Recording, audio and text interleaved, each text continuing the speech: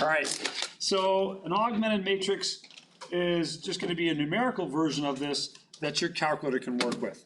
Now, what we need then from this is a couple things. First of all, I'm going to draw a little arrow here or a little line here, and that's going to separate our coefficients from the right-hand side. And the coefficients is what you're going to list in this augmented matrix. 1, 1, -1, and 1. How about the next row? What should that be? 1, 0. 0, yeah, good. You got to put in the 0. 9. And then -7. Good. And the last one will be 0, 9, -1, and 7. And guess what? That's it. That was easy. Yes, absolutely. There's 2 quick points for you. Now, this is your augmented matrix. Why don't you write that down below here? We've got an augmented matrix. I want you to write it as a system of equations. So we started out in the first one with a system of equations. We wrote the augmented matrix. Now reverse that process. So that's, for example, B. Try and write down the corresponding system of equations.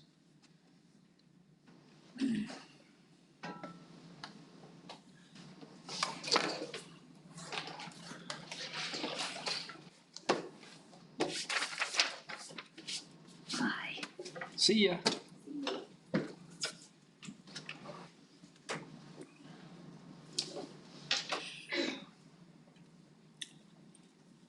Okay, so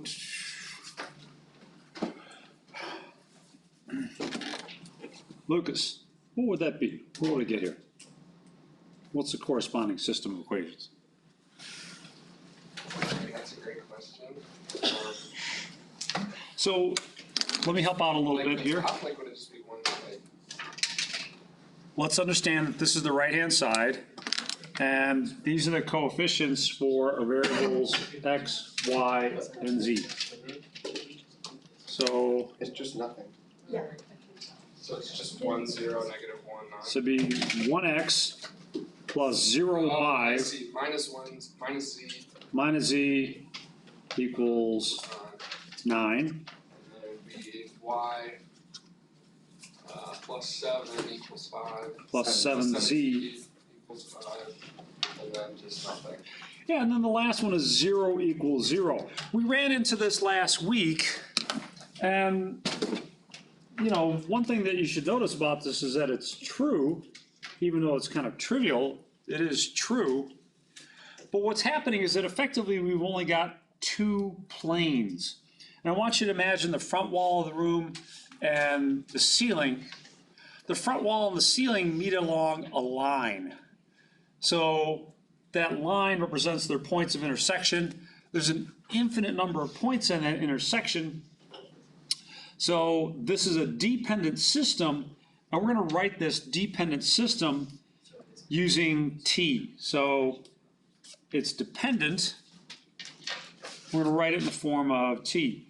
So I'm going to want to write my solution x, y, and z in the form of something that depends on t. So let's start by replacing z by t. And I'm going to do that in the second of these equations. So instead of y plus 7 times z, I'll have y plus 7 times t. If I move that term to the right-hand side, I get y equals negative 7t plus 5. Great. And now I solved for y in terms of t. Okay. Let's play that game again with our first equation, which is x minus z equals 9, or x minus t equals 9.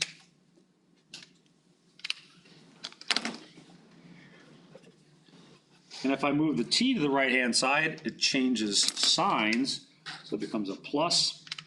So So it's going to be x equals t plus 9. So cool. Now we've got everything in terms of t. So we replaced z by t. We can replace y by negative 7t plus 5 and x by t plus 9. Overall, what you could write for your solution would be t plus 9, negative 7t plus 5, and t. So that's a parametric version of your solution. Now, at the end of the day, we'll probably have a little bit of time to do some review for your exam, but this is not one of the problems that I'm going to review. It is one of the problems that I want you to know. I want you to know how to parameterize your solution in the case that you had a dependent system of equations. And I know that this one's a dependent because really I've only got two different planes here and they meet along the line. If this was something that was false, well, then I wouldn't have a nice system of equations there. Okay, are we all right on example B? No, I have a question. Please. Do you have to start out by changing z to t, or can you do y to t? You can do y to t. You'd have a little bit more work to do because there's no y in this equation, so it'd make things a little bit tougher. Same thing with x. You could put x equal t, but then you're gonna have to work to figure out something for y. So since z is in both equations, it's easiest just to let z be t. Now, there's nothing sacred about t. You could use s or j or r or whatever, but t seems to be the parameter of choice because a lot of times in these problems, t will represent something like time. So it's reminiscent of that. Okay. Anything else on example B? Let's look down at example C and try and figure out what's going on with example C. So again, I've got an augmented matrix. I want to write that as a system of equations. So here and here. So I'm just reminding you that that right-hand column is really the right-hand side of a system of equations.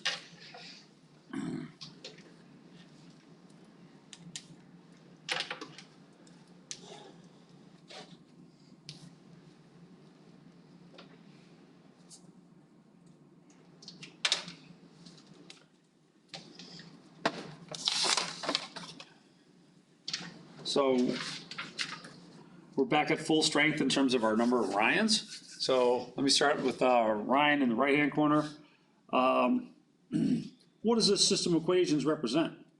It represents x equals 9, y equals 1, and z equals 7. That's pretty cool. I mean, you just read off your solution right away. I mean, there, your solution, you're literally done. I should have said this is the augmented matrix represents this system of equations. My bad. How about the one below that? Hannah, you want to give that one a shot? X plus z equals 9, y plus z equals 1, and then z. Yeah, and so we got another 0 equals 0. Now in that case where we have 0 equals 0, you're probably going to end up having to parameterize it again. So kind of like what we did up above, since this one has z in both equations, I'm going to let z be replaced by t and then finish solving. So let's give myself a little room up here. So we're going to let z be replaced by t.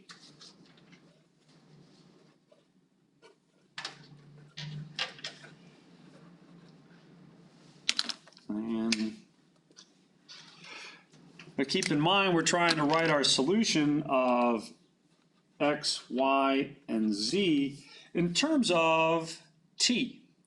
Now I've already got z replaced by t, So let's solve for y. Y plus t equals 1.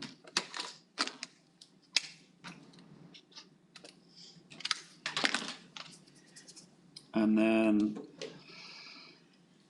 the other equation was x plus t equals 9.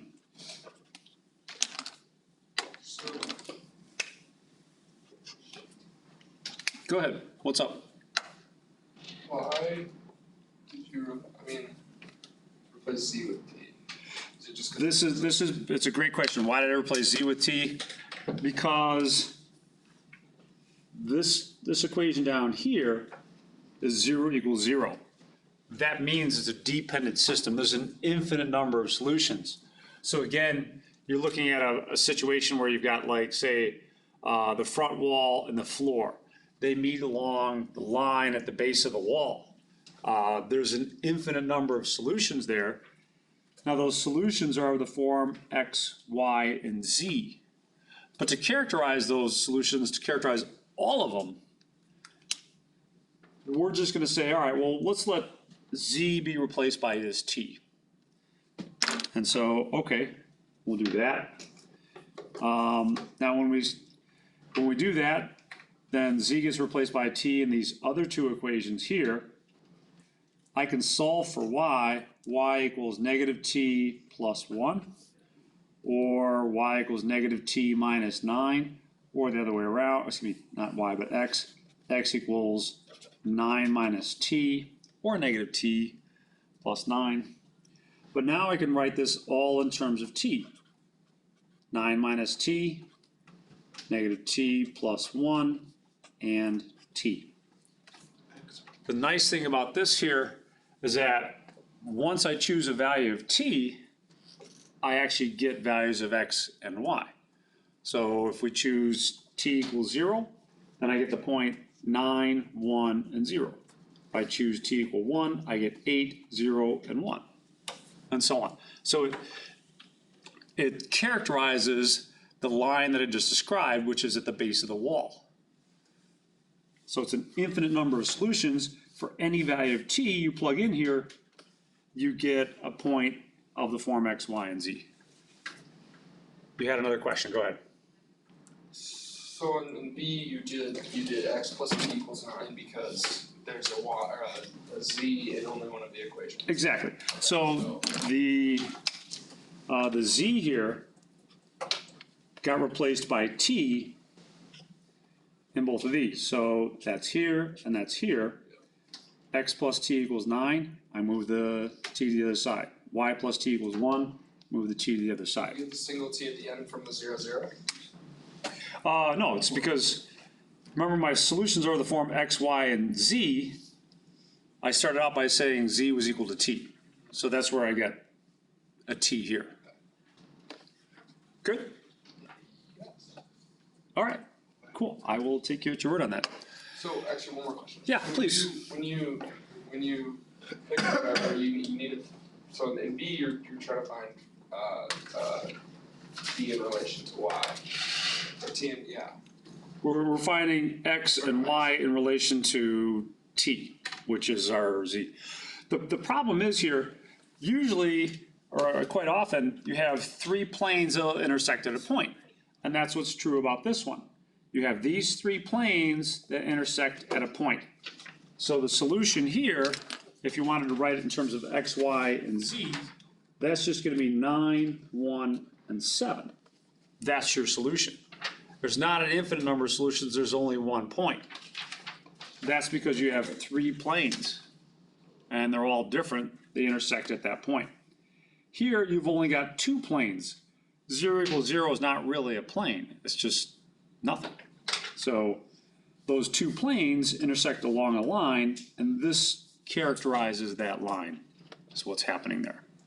So again, imagine like the front wall and the floor. They meet along a line, and this characterizes your line. It's still. So you could have found X in the first one and Y in the second one if you really wanted. Replacing. You mean, for example A, or I mean part A, or? For either or, you found the equivalent of y to t, and number one and x number, or a, and x and b. So this one only has two equations, or two planes. The first one has three. So that's why I got exactly one solution here. Those meet exactly one place. Let me see if I can't find a quick little thing that reflects the geometry here. Yeah, so what's happening with the first one is like situation A here. That is, all three of these planes meet at exactly one point. And what's happening at the second one is kind of like situation B, except I've only got two of these planes instead of three. So you've got an infinite number of points along that line. So how do you describe an infinite number of points? Well, you did it like, or we can do it like we did, by just letting z be some arbitrary variable. Could have chosen s or L, and then solving for everything in terms of that one variable. So basically what the second part is it's characterizing that line. Right. All right. Last thing, if you go back there for 1 second. Sure. Last thing. I know. So you could have done in the top, you could have done x plus t equals 9, solve for x, and you could have done, Except if you look at the first equation, there's no, it's just x, right? There's nothing else there. It's just x equals 9 but it's just y equals 1. and y equals 1. So there's nothing to really solve here. I mean, this one already solved for itself right away. All right, but we will get to something like I think you're suggesting. It's just going to take a bit. All right, let's flip it over to the next page there. Gonna grab myself. Second. There we go. Let's write down the system of equations for this one. Here's your augmented matrix. Again, it's understood that the right-hand side is your coefficients. Let's see if we can't figure out what's going on with this one.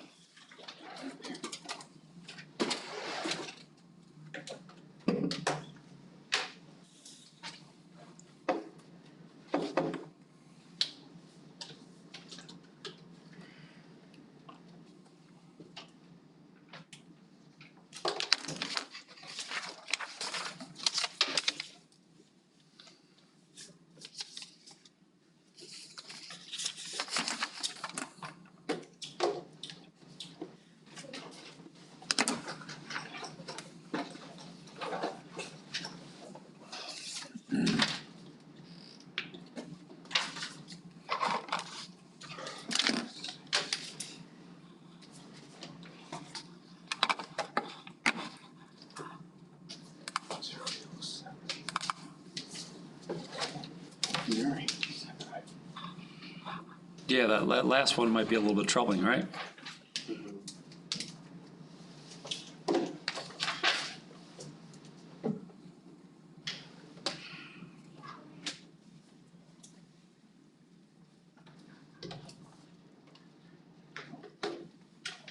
Okay, Amber, help us out if you would, please. What equations correspond to this? X equals 9, y equals 1, and 0 equals 7. And yeah, that last one's a little bit troubling, isn't it? 0 equals 7. Mina, does 0 equal 7? No, he's shaking his head no. No, it doesn't equal 7. So what's that saying about our system of equations? Yeah, there's something going wrong here. It's inconsistent. Oh, beautiful. Now, I'd accept inconsistent, but, I mean, I accept no solution, but inconsistent is better. I like that. Good job, Johan. All right, so inconsistent, great. There's no solution there. 0 doesn't equal 7.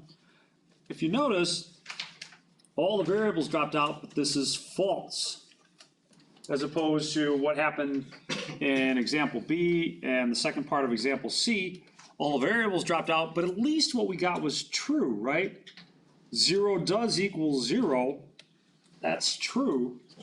The big difference here is that I've got something that's false. Now, let's play around with matrices a little bit more. So that's these array of numbers. And I need to talk about the dimension of this array of numbers. So the dimension always follows a particular format. It's always the number of rows by the number of columns.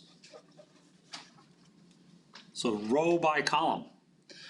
And to that end, let me introduce you to my new corporate sponsor, RC Cola, R and then C.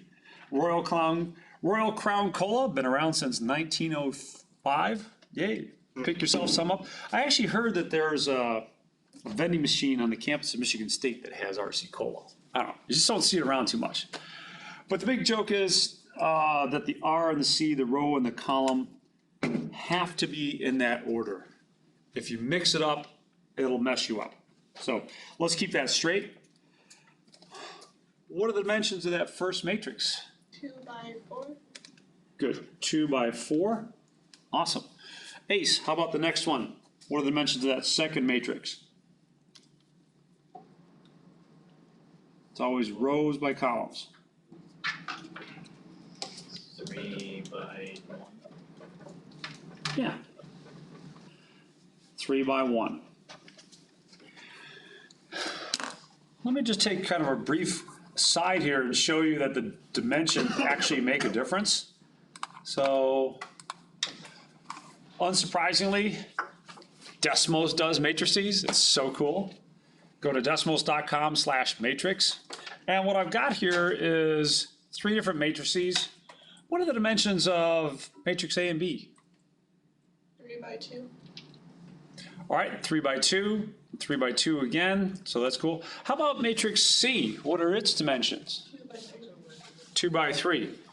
Now notice adding matrices is pretty much what you would expect. If I add A plus B, I'll add the 4 here to the 5, and then I get a 9. I add the 3 and the 1, and I get a 4. All right, nothing earth-shattering there. But here's the odd thing. If you try and add A plus C, then Desmos is going to bark at you. It says, oh, well, you can't add matrices with different dimensions. And it's right. You just can't. There's nothing you can do. So it's important to keep these things straight. 2 by 3 and 3 by 2, those are totally different matrices. And here's where it gets even weirder. So I can't multiply matrix A times B, which is odd, because they're the same dimension. But I can multiply matrix B times C. So C times B gives me this crazy thing here. Wow, okay. So somehow I multiply a 2 by 3 matrix and is it 2 by 3? No, 3 by 2, a 3 by 2 and a 2 by 3, and I get a 3 by 3. Bizarre. Now, Kyle, in your experience, if I multiply 7 times 8, 7 times 8 is the same thing as what else? 8 times 7. 8 times 7. Thank you. Perfect. So that's what's called commutative. You can commute or change the order. So here's B times C, but take a look at C times B. That's bizarre. C times B is totally different. So what that's saying is that matrix multiplication is not commutative. It makes a difference as to what order you multiply these things in. Now, there's good news for you. We don't have to worry about that today. And eventually we'll learn how to do that on your calculator. But what we do have to focus in on is echelon form and reduced row echelon form. So let's talk about those next. Echelon form. Echelon form of a matrix is basically when your matrix is kind of this upper triangular part where you've got a diagonal of numbers here. And the important thing that you want to see is that you've got zeros below here. So it's zeros down below this diagonal of of whatever else it happens to be. In contrast, and going a little bit further, there's reduced row echelon form. And reduced row echelon form basically just has ones on this main diagonal and zeros everywhere else. Now, when we apply that to our augmented matrix, we're just really going to be looking at this part of our augmented matrix, the square part that's left when we, split off the right-hand side of our system of equations. So we want to look at and try and decide, is this in this form? And then is this in this form? So the form of this one, well, our main diagonal in this one, if we're just looking at the square part of our augmented matrix, our main diagonal is that stuff right there. 1, 1, and then I got zeros below it. Is that in echelon form? No. No. Yeah. No? Kind of looks good to me, even though this is we're stepping down one dimension. Oh, wait, it is. Never mind. Oh, wait, it is. Yeah, it is. All right, so it's in row echelon form. But it looks like reduced echelon form. It's both. Yeah. It's also reduced row echelon form because you've got ones on the main diagonal and zeros everywhere else. So it's actually both. Can it be both? Yeah, it can be both. Now, Is that legal? there's sometimes when it's one and not the other, that's okay too. But reduced row echelon form means you've got zeros on this, ones on the main diagonal and zeros everywhere else. You are answering the right question. I know, but I'm not a lawyer, so I can't decide if it's legal or not. Okay, I think it's legal in 6 states and 4 Canadian provinces. So, let's split off the right-hand side for matrix F here, or the matrix example F. And this is an augmented matrix. I should probably have written that here. Augmented. So it's augmented because it has, It's augmented because I'm telling you it's augmented. oh, okay. Yeah, there's nothing about it that would suggest it otherwise. So, looking at this part here, is that in echelon form or row echelon form? It's an echelon. Yeah. So you've got zeros down below. You've got kind of an upper triangular look to this thing. Oh, So It's not a reduced. it doesn't What the matter if heck? there's a zero above. doesn't matter. So if you look at this, this number could be anything. It just has to have zeros down below. So we're okay there. It's under, it's an echelon. But is it in reduced row echelon form? No. No, it's not. It's not. It's not in reduced row echelon form, so bummer. Because there's stuff other than zeros above the row of the diagonal of ones. Johan? Does it matter? Like it's like the zero, like I see why it's tried, but does it? Oh my god, sorry. Go ahead, try again. I'm still trying. I forgot what my question is. Can zero? I guess. Can I think about it?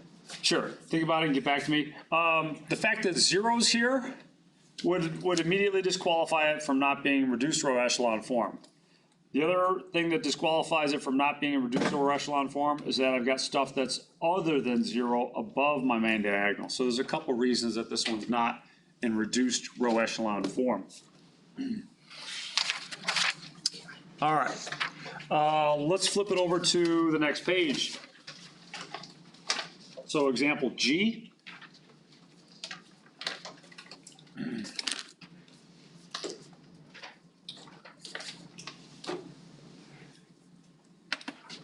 And if you're watching this later at home someplace, then try and decide for yourself first.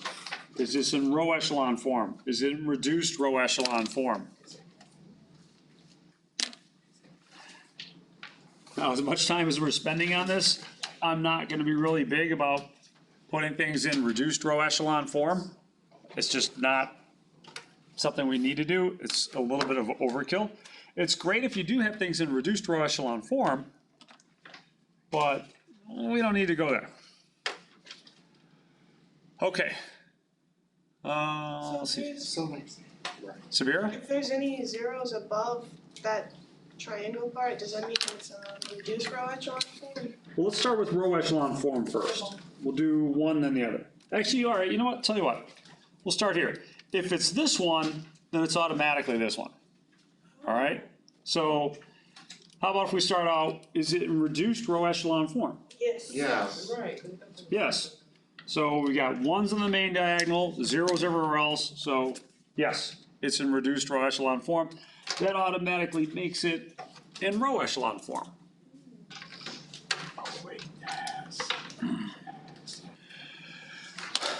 Okay.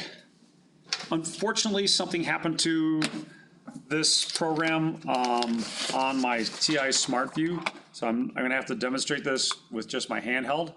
But does everyone have programmed row ops on their calculator? I think Kata walked around, put that on everyone's calculator, and I've given to some of you before. Let's work with putting things into our calculator and start understanding this process from the point of view of a calculator and how you would automate these things. So first things first, I need to know the dimensions of this matrix. So Annie, what are the dimensions of this matrix?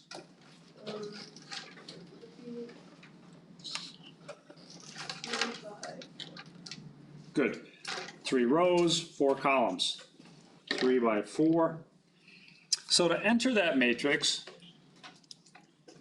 we need to go to the matrix menu, which is right above the X inverse key on your graphing calculator. So what do I have to hit then? Second and x to the -1.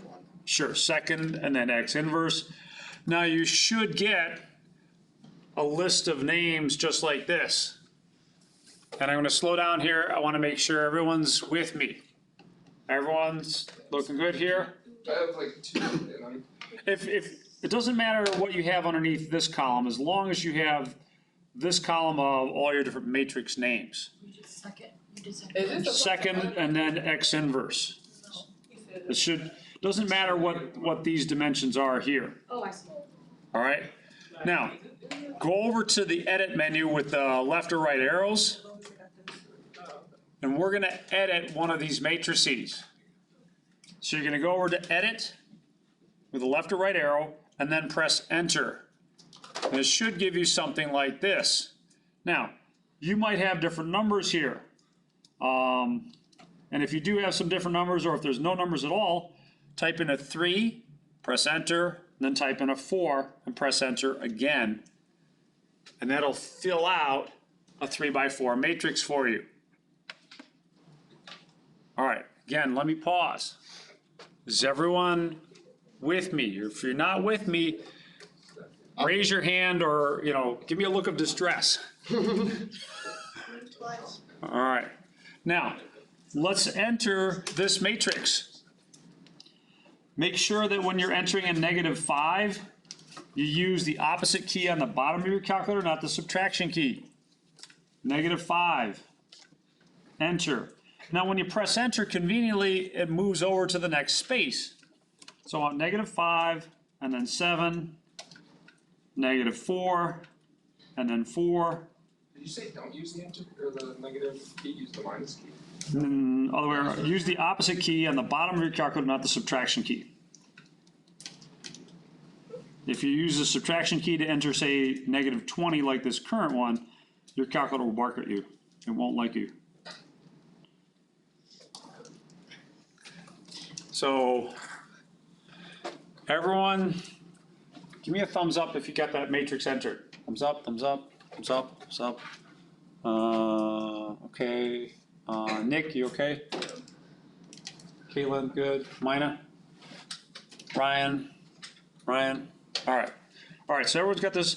When you're done entering the matrix, hit the second key, then the mode key to quit. It gets you out of there, you're done editing it. If you're getting nervous, you're thinking to yourself, oh man, I don't know, remember if I put in that negative or not.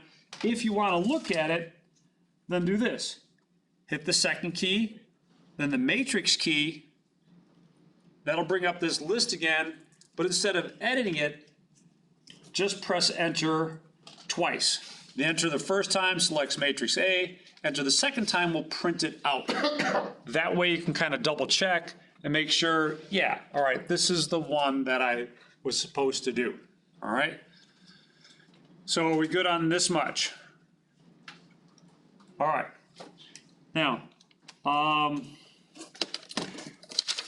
when you think back to some of the problems that we solved, or we looked at, it was pretty easy to solve things if you had an augmented matrix like this. Getting it into this form is a little bit more work than we're gonna do. We're gonna wanna get it into row echelon form, not necessarily reduced row echelon form. So we're gonna practice some operations into getting it into reduced row echelon form, that kind of thing. So the first one, we'll practice by hand, and then I'm gonna show you how to do it with that program I put on your calculator, row ops. It says add 2 times row 1 to row 2. All right, so let's do that. And it's helpful for me if you actually write down what you're doing on your test. So 2 times row 1 plus row 2. Now the row that you're adding to is the one that gets changed. Now let's see, 2 times row 1, that's going to be negative 10, 14, negative 8, and 8. Added to row 2, 10, negative 4, 1, and negative 20. Let's see what that gives me. Well, that's going to give me 0, 10, negative 7, and negative 12. That's my new second row. The row that you're adding to is the one that gets changed. That's worth writing down. So the row you add to is the one that gets changed. All right, so that means I'm going to rewrite my system of equations with a new second row. So it's going to be negative 5, 7, negative 4, and 4, negative 1, 4, and 1, negative 1, 4, 1, and 9. But the second row is different now. My second row is now this. It's 0, 10, negative 7, and negative 12. And that's it. That's all you're asked to do in this one. Now my problem, and a lot of problems for students in this, is that it's very easy to make an arithmetic mistake, you know, to multiply something, to miss a sign, to screw up a carry, whatever. So that's why I wrote a program for your calculator called row ops. It's going to do this thing for you. It's going to do the arithmetic for you. You have to tell it what to do, but it'll do the work for you. So,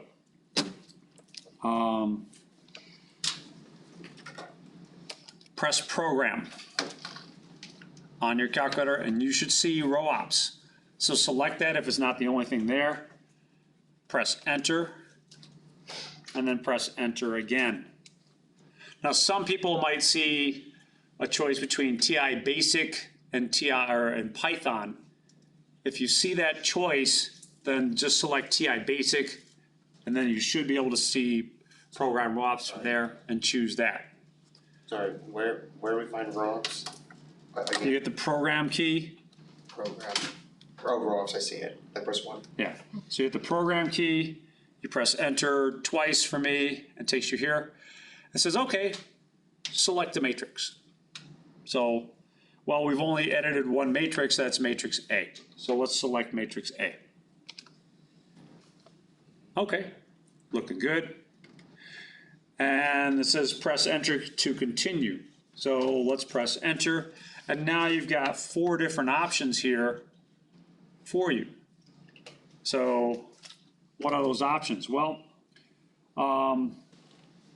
this is to swap a couple rows, the first one.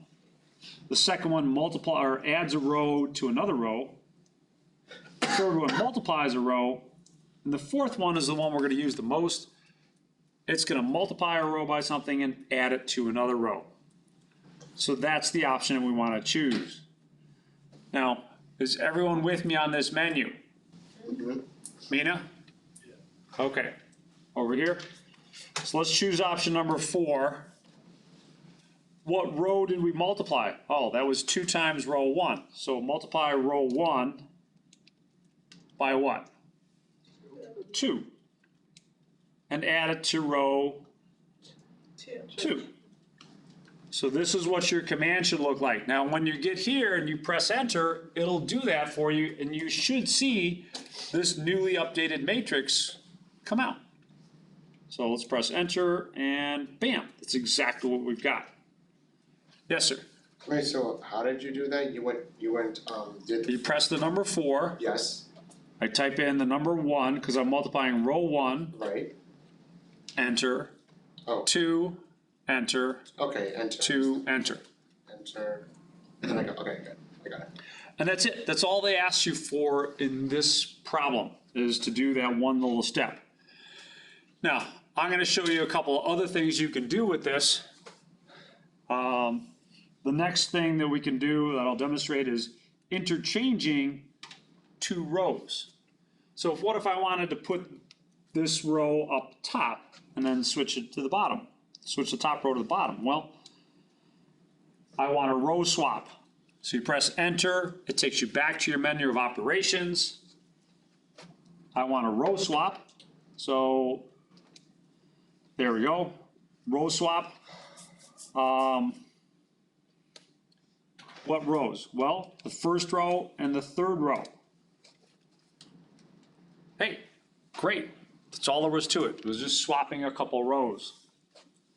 The convenience is if I have a 1 or -1 in this little spot up here, this spot is called the pivot point.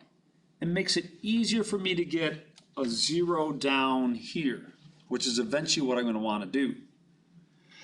What would I have to multiply this by, Alexis, what would I multiply this by to add down here so that I make that -5 equal to 0? To make the -5 equal to 0? Yeah, what do you add to -5 to make it equal to 0? 5. Negative 5 plus 5, good. What do I multiply -1 by to make it equal to -5, or to make it equal to +5? -1 times -5. -5, perfect. So here's what we're gonna do. We're gonna multiply this row by -5 and add it to row 3 to get a 0 down here. This is just practicing all the different commands that we can do. So that's multiply row, add again. So choose number 4, multiply row 1 by -5 and add it to row 3. Great. Now there's other things that we can do as well. Are we okay with the multiply row add command? This is just practicing different commands. You're just showing an example, so the final answer for this one would be what we got after. Yeah, this is, as far as this problem is concerned, this is done right here. I'm just showing you some bonus practice with this one. What the hell is Which command did you use the second time before this one? Before this one, I did a row swap, which was the first command. Okay, so. Okay? All right. Let's leave this one alone and jump out and practice example I. which says perform the indicated role operations, etc. here. So that's going to be example I down here. If we're going to do this one on a graphing calculator, then we need to first put it into our graphing calculator. So if you're still here in Program WAPS, hit the Enter key, and then we're going to need to quit this. This is the way you should quit this. Don't hit second mode to get out of this. Use 7 and then 7 again. And you should see something that's kind of reminiscent of, I don't know, somebody that maybe you're familiar with. See ya. Yeah, so if you're curious about the t-shirt that I have with a picture of me in front of a screen that says see ya, it was taken by one of my students last semester and given to me this semester. But that student, I think, has chosen to remain anonymous. So I won't tell you his or her name. Strictly an anonymous student who laughs a lot. Yes. Is that why you want us to do it like us, do it like that? Because Yeah, I am on the QT just for you. is that why you want us to quit like? No. like that? No, Is that the proper way to do Well, it? it's the proper way to quit. The problem that people run into is if they do something like second quit or second on or do other things, then sometimes they end up inside the program and they mess it up, and then it doesn't work for them anymore. And I'm not around, in your off hours. If you do, then how are you supposed to reverse So let's see, if you're in here and then I press like, let's see, let's do 4 and then I do -3 or something like that. Yeah, so it gives you something like this, and sometimes people end up in the middle of this program and they do all kinds of weird things and it screws it up. You don't want to screw it. If you end up in the middle of the program, just gently hit second quit. You don't want to be in the middle of the program, and the best way to avoid that is, like I said, using the quit to program, just hitting 7 twice. Now you have to get out of the program so that you can enter in your new matrix. So let's enter in that new matrix. That's going to be the math key, or it's going to be second matrix. I'm just going to type right over this one. So I'm going to edit matrix A again. Okay. Again, it's a 3x4 matrix. Okay. 3, 1, -3, 4, 3, 3, 1, 11, 6, -4, -1, and 7. So just type in your matrix. How do I exit this when I'm done with this? What buttons do I have to push? Oh, God. Second mode. Second, and then the mode key. That quits you out of here.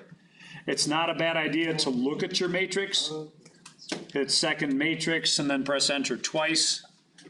That'll let you look at your matrix to make sure that, it is what you think it is. All right. I just want to check something real quick here.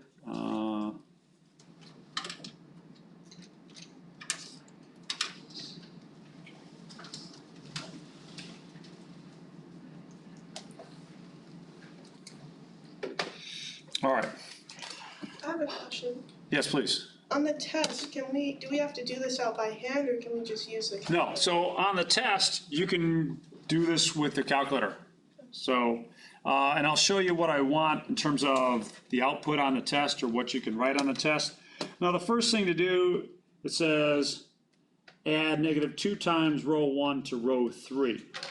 We're going to add another command to that as well. We're going to add -2 times, or -1 times row 1 added to row 2. So we're going to do this twice. So add -1 times row 1 to row 2. Why are So, we doing that one? I'm just adding it, just for more practice. Okay. So we're gonna do both of these. All right, so if you've got the matrix entered, then let's run program row ops. Are you saying we'll do Lucas? both, or we'll do the Yeah, first we'll one do both. And then afterwards? We'll do this one after we do the first one. And We'll keep apply that second one to the finished product of the first one. Exactly, yeah. So eventually, our goal is to have a system of equations, an augmented system of equations that looks like this: A, B, C, and then D, E, F, G, H, and I. And I want zeros everywhere else. Now, if I do that, if I get it into this row echelon form, then I'll be able to solve for Z real quickly. And then once I solve for Z, I'll plug it in and solve for Y. But that's our eventual goal, which is why I'm practicing some of the commands here now. So Sibera, that's more of a complete answer, is that our eventual goal is to make our matrix look like this. And so we're gonna get 0 here and here as kind of like a first step. All right, so program, row ops, enter, select matrix A. At least I put it in matrix A. You might have put it someplace different. There it is if you want to look at it. Add -2 times row 1 to row 2. So -2 times row 1 added to, actually row 3 I should say. Row 3. So you're going to choose the fourth option down. Multiply row 1 by -2 and add it to row 3. Okay, so that gives us this matrix right here. 3, 1, -3, 4, 3, 3, 1, 11, and 0, -6, 5, and -1. -1. -1. All right. So there's our first operation. From there, I want to do the next one. But let me pause. Are we okay with this one right there? Thank you, Nick, Hannah, appreciate it. Kyle? All right, Caitlin? All right. Let's now do the second part of this, which is -1 times row 1. This should be, as it is, added to row 2.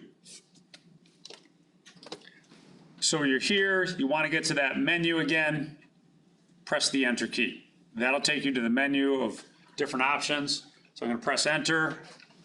We're going to do another multiply row add. This time it's going to be multiply row 1 by -1 and add it to row 2. Okay, great. So let's see what I've got. I now have 3, 1, -3, 4, 0, 2, 4, and 7, 0, -6, 5, and -1. Whew. And that's it. This is just practicing with those commands so you can get comfortable with using program row ops. Now on the test, I wouldn't expect many problems, maybe one where I tell you to do something like this. And if you don't have program row ops, you can do it by hand. That's okay.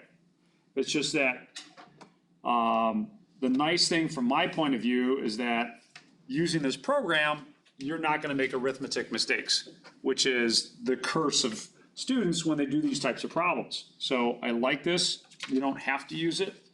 But if you do use it, then it's nice just to use these kind of conventions so that I can follow what you're doing instead of you having to write down every matrix along the way.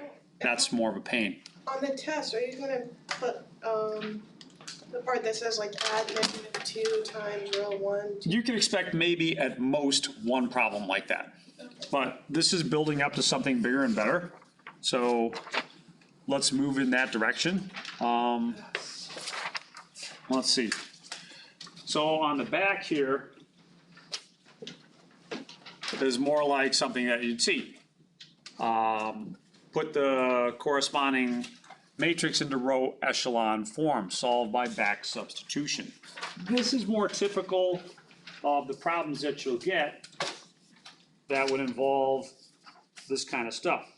So let's take a look here. Let's see, program let's see. Let's start out by writing the augmented matrix here.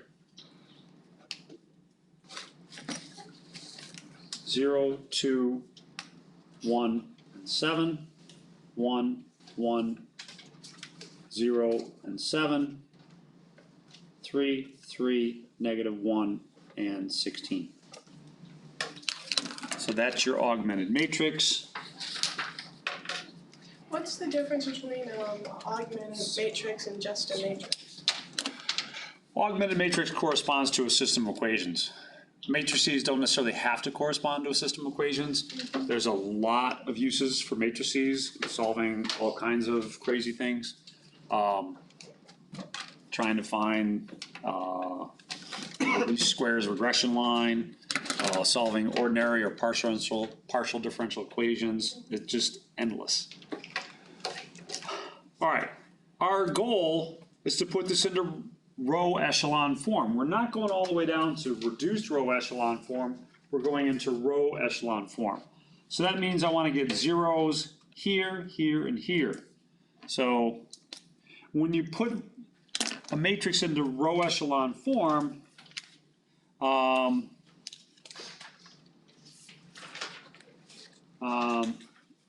get the zeros in this order. So let me just kind of scratch this out this way. A, B, C, D,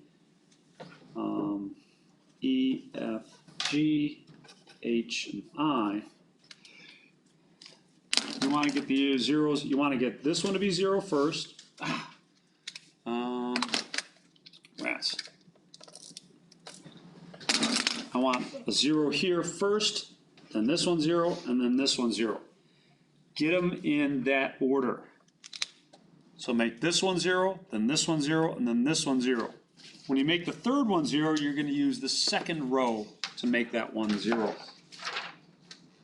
So I'll put that up there for a second. We want to get the zeros in that order.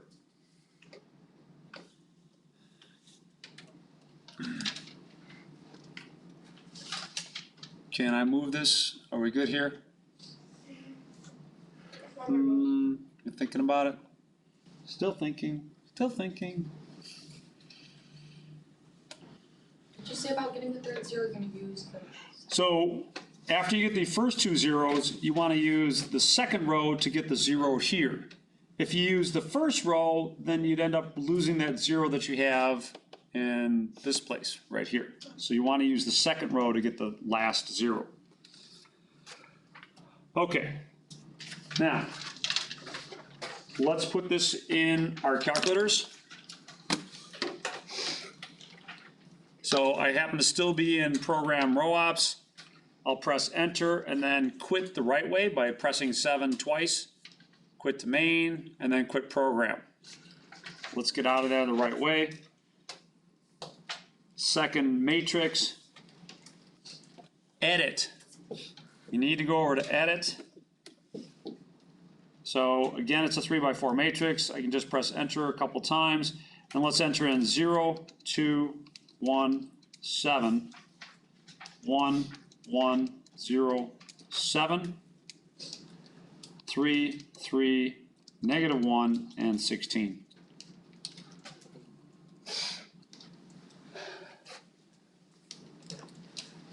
How do I exit out? How do I quit? Second mode. Second mode, that gets you out of there. Maybe before you jump in the program, print that out. Just take a good look at it, make sure that everything looks good. After you double check it, you can hit the program key. Let's run program row ops and select matrix A. Now I want to get zeros into those spots in that order. Can anyone see a quick way to get a 0 here? -1. Swap it. Yeah, swap them. Yeah, let's just swap row 1 and row 2, right? I mean, that's a real quick fix. It has the added benefit of putting a 1 in the upper left-hand corner. That one spot in the upper left-hand corner, that 1 is called a pivot when it's up there. So, row swap, so that's the first one. Press a 1. Row swap, 1 and 2, and bam. So we got our first one done. 1 down, 2 to go. As far as how you would write it on the test, if you're using this, you could just do this. You could just do our first step. Oh, you're kidding me. I hope that it looks like it still might be recording, which is good. You could row swap 1 and 2. That's just telling me, yeah, you're switching the order of the 2 rows. And then what? Then I need to get a 0 down here. Lucas? Why did we swap? Eventually what we want to do is I want to get a 0 here, here, and here. Yep. And I want to do it in that order. So the quick thing to do was to swap the first 2 rows. Just get one of the zeros there? I just want a 0 here. Could you also swap 1 and 3? I could have done it that way, but you know, until you really understand this method, I would try and get the zeros in these places in the same order that I do. What did you? Okay. It wouldn't matter. The question is, it wouldn't matter. But until you get good at this and understand it a little bit deeper, go in the order that I'm going. Johan, question? Wouldn't you want to do that next swap, row 1 with row 3s? Actually, right now I want to get a 0 in this spot in row 3. So what would I do to get a 0 here? What could I do? Times row 1 by -3. Perfect. Times row 1 by -3. So are we all with me here? We're all at this spot? Yes. Press enter, multiply row add. That's the choice we want, so it's number 4. Okay. Multiply row, which row? 1. 1 by -3, add to row 3. Now when I press enter, it'll execute that step and give me the next one. Great. And in fact, I scored a little bit better than I could have expected because I also got a 0 down here. So let's take a look here. Wait, and then you add to row 3. Why are you adding to row 3? I wanted to get a 0 here. That was my goal, to get a 0 there. And as a bonus, I actually got a 0 here and here. So let's see, we did -3 times row 1 added to row 3. So that's all you have to write on the test. You don't necessarily have to write the augmented matrix each step of the way. Just show me what you're doing. But let's take stock of where we're at. We've got 1, 1, 0, 7, 0, 2, 1, 7, 0, 0, -1, -5. I claim that that's great. This is, it's an echelon form. So let's write down the corresponding system of equations. See if you can't write it down. Take a moment, pause the video, or just do it right here. Write down the corresponding system of equations. So we're going back to x, y's, and z's from this.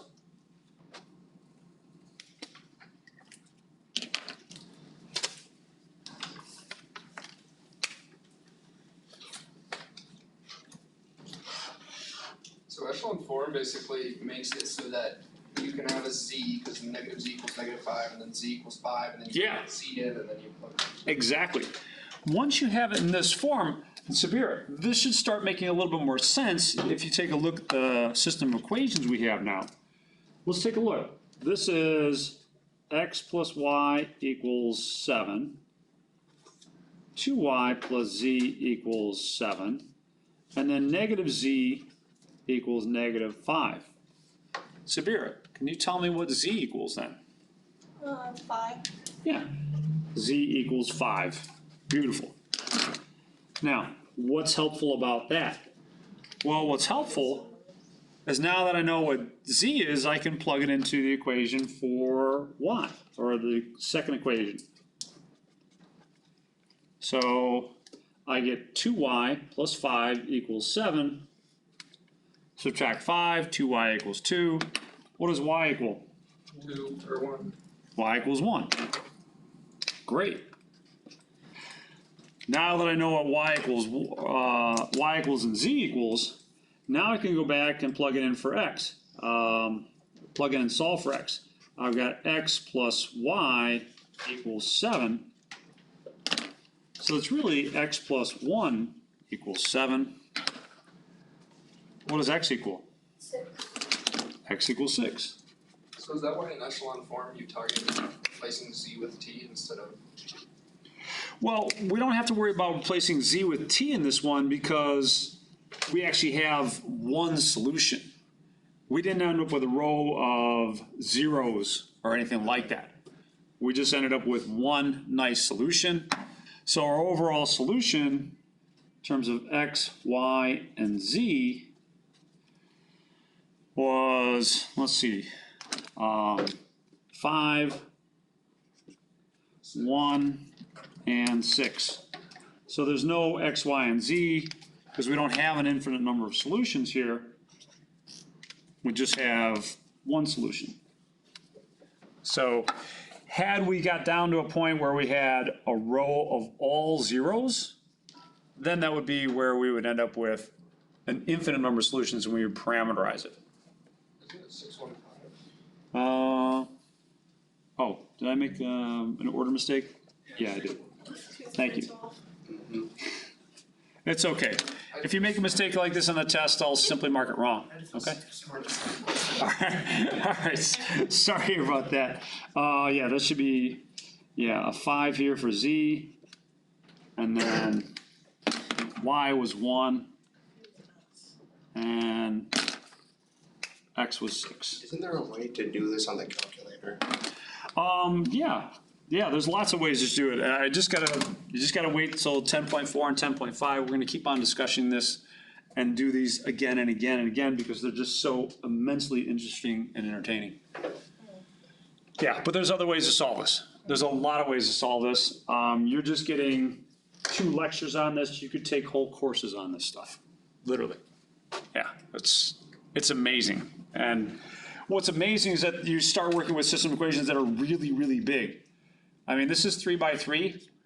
Imagine thousands by thousands, or 100,000s by 100,000s, or millions by millions. When you start getting up to the 100,000s by 100,000s, or millions by millions, just even storing this becomes a big problem because, you know, a million by a million, you've got a trillion numbers. And to manipulate that and to work with it and solve it at the same time starts to become a little bit of a challenge. You want to take care of what you're doing there.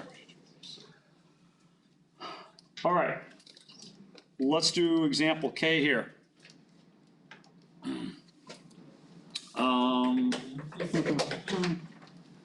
So example K, let's start with our augmented matrix. 2, -3, -9, -5. 1, 0, 3, and 2. -3, 1, -4, and -3. So there's your augmented matrix.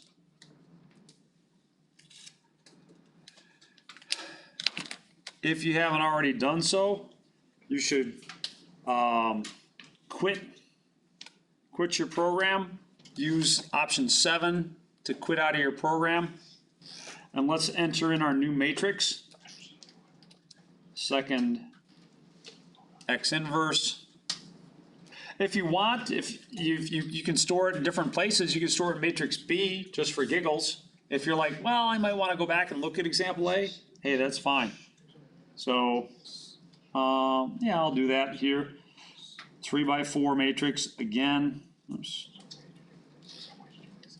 2, -3, -9, -5, 1, 0, 3, 2, -3, 1, -4, -3. Once you've got that entered, exit out, second quit. If you're pretty confident in your matrix, you don't have to print it out, but if you get into your program and realize you made a mistake, then you might have to go back and quit the program and enter it, correct it. So, looks pretty good here. So let me run program row ops. And I'll get you started by making one suggestion. So I put mine in matrix B, so I'm going to select option 2 here. So just go down, press enter, or just type the number 2, either way. Wait, what? I put mine in matrix B, just for giggles. No, I did too, but it's not. You might have to check it. I'll be right there. But the first step that you might appreciate is swapping row 1 and row 2. So as far as writing down what you're doing, that's going to be row 1 and row 2. In other words, a row swap.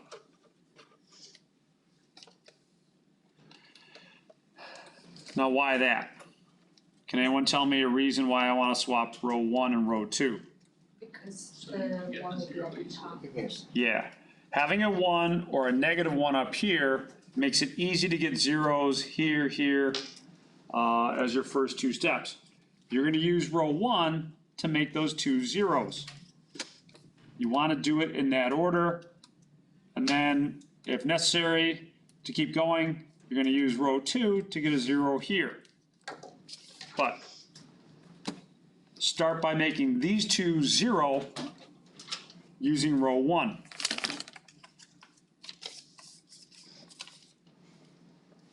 Every time we do a row swap, say on the test, do you want us to write in the row swap? Just write a little thing like that. That'd be good. So the alternative, if you don't like this notation, is just to write down the matrix each step of the way. I think this is a little easier. I can follow that pretty good. All right, somebody was. I figured it out. Okay, all right. So try and finish solving this, or at least get to a row of all zeros, or a row that doesn't make sense, like 0 = 7, something like that. Well, let me walk around, see how you're doing. Nice.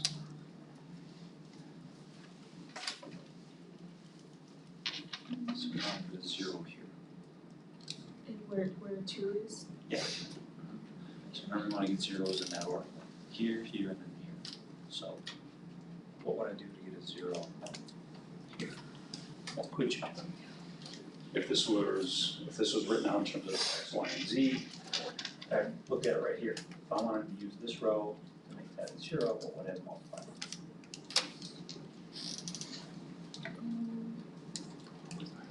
-3. -3. -3 times that, added that, give you 0. Same thing's going on here. We just don't have variables written there, but it's understood that that's a 1x and that's a 2x. What's going to knock out the 2x? -2. Press enter. Fourth option.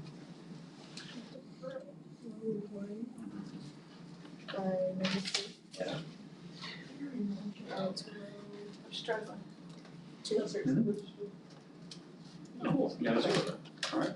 I'll do the same thing for the third row.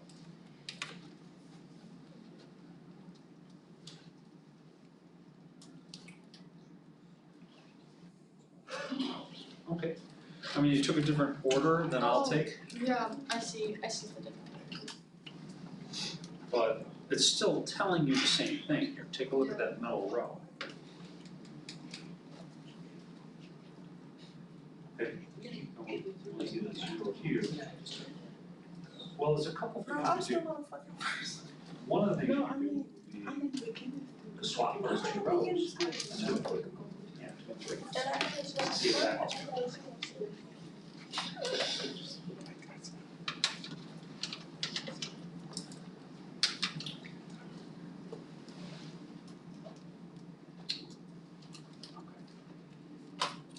So if I was working with these two rows, and I wanted to use this one and put a 0 there, or what I call this one. So we have something similar. It's just that this represents 1x, that's a 2x. So I've got an x and a 2x. So what I multiply this by to get a 0 here. Multiply this by -2. So press the number 4, or press enter. Press number 4. Multiply row, So there is no. multiply row 1 by -2 at row 2. Oh, yeah. Okay. All right, you got that one first. Let's go back and get this one next. Okay. So you're gonna use top row twice. That's okay. So here. Multiply row.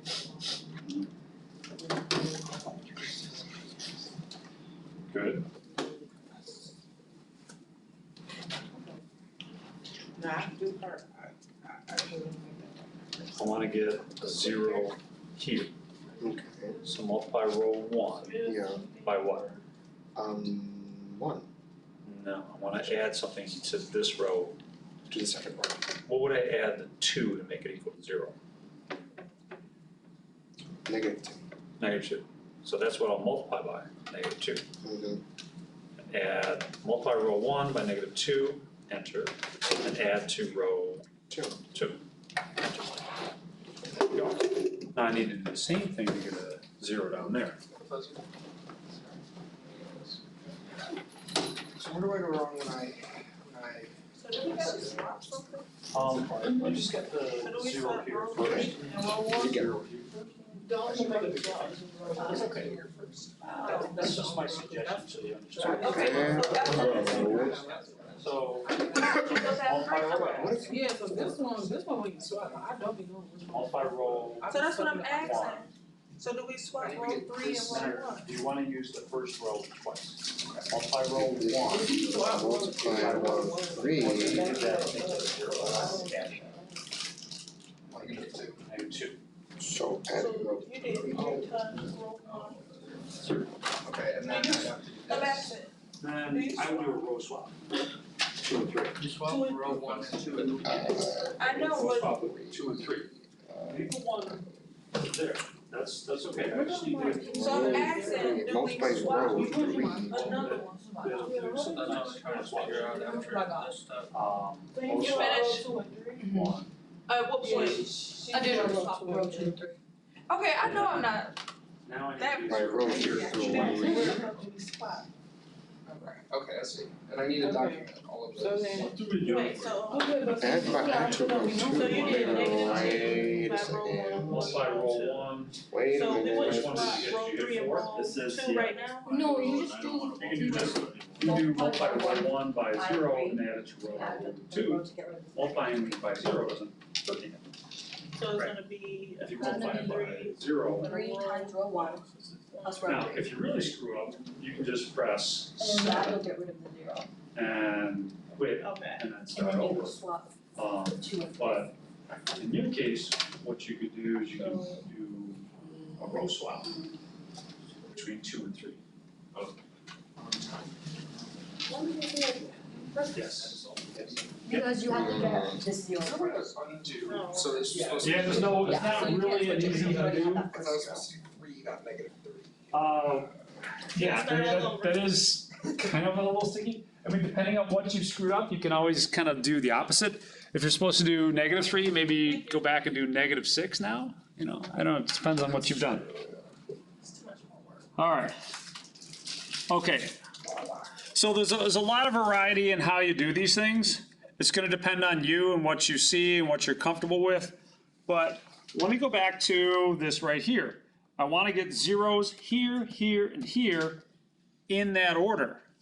So now, it doesn't really matter if you get them exactly that order. You can get 0 here, and then here, or here, and then here. But I would stick with this order until you get really comfortable with this. So we've already swapped those two. To get a 0 where that 2 is in the first column, I can multiply the first row by -2 and add it to the second one. So let's document that down before we forget it. -2 times row 1 added to row 2. Now the row that you're adding to, the one that you add second, that's the one that's going to change. You press enter, that's option 4. Multiply row 1 by -2, add it to row 2. And I got the first of my 3 zeros. Great. Now what? Now I need to get a 0 where that -3 is. What do I need to do to get that 0 there? Times 3 to row 1, and then Yep. add it to 3. 3 times row 1 added to row 3. So this is all you gotta write. All right, so let's do that. Press enter.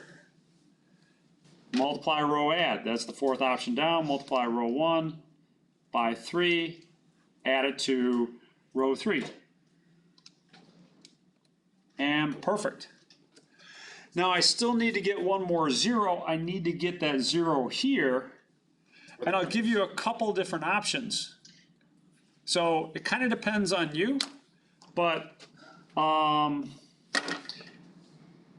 option would be to multiply this row by 3 and then add the second row to it. That's one option. Another option would be to swap those 2 rows, and that's what I'm going to do. I'm going to do another row swap. This time I'm going to swap 2 and 3. Whoops. Wait a minute, what happened? Yeah, I messed up someplace. Oh, I hate when this happens. Where did I press? Wait a minute. See, one. Wish you could scroll up and see like your old. Yeah, that is. Oh, that's a future iteration of this program, but right now you can't scroll up. No, it doesn't do it on the TI-85. Let's see. All right. Well, I guess I'm gonna have to go back and start over. So I'll hit 7. Matrix A. All right. Let me just buzz through this quick. We did row swap of 1 and 2, and then I did 4. Multiply row 1 by -2. Add to row 2. Then you have it under You don't have matrix any B. time? And oh, you know I did. Darn it. Yeah, all right, quit the main. Matrix B. There we go. Row swap. 1 and 2. Then multiply row 1 by -2. Add to row 2. Multiply row add. Multiply row 1 by 3. Add to row 3. And now I want to do a row swap of these 2. So row swap is 1. I want to swap row 2 with row 3. That looks better. The nice thing there is that now I can easily use this row to make that one a 0. I just got to multiply this by 3 and add to that third row. So that's why I did that last little swap, is you get a 1 in what's called the pivot point.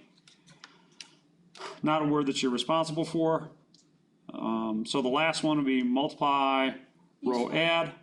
You swap to row 2, I swap. right? So to kind of keep up with my notation, this is row 2. swap with row 3. And then the last step is gonna be 3 times row 2 added to row 3. Now it's that row 3 that you're adding to, that's the one that's gonna get changed. So multiply row 2 by 3 and add it to 3. And I get a row of zeros. So let's write this matrix down. So it's gonna be 1, 0, 3, 2, 0, 1, 5, and 3, 0, 0, 0, 0. If you get that row of zeros, what's that telling you about your system of equations? It's Yeah, dependent. So that means we're gonna put things in the form of a t. So our solution x, y, and z, we're gonna write it in the form of something with a t. So let's start by replacing z by t.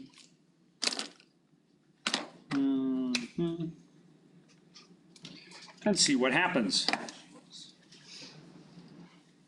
So this first equation is x plus 3z equals 2, which is going to become x plus 3t equals 2, or x equals negative 3t plus 2.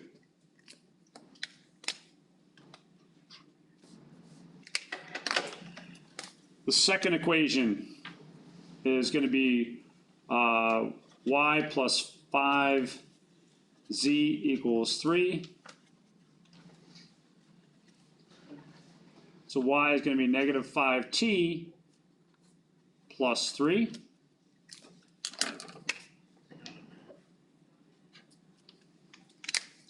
And finally, my overall solution in terms of x, y, and z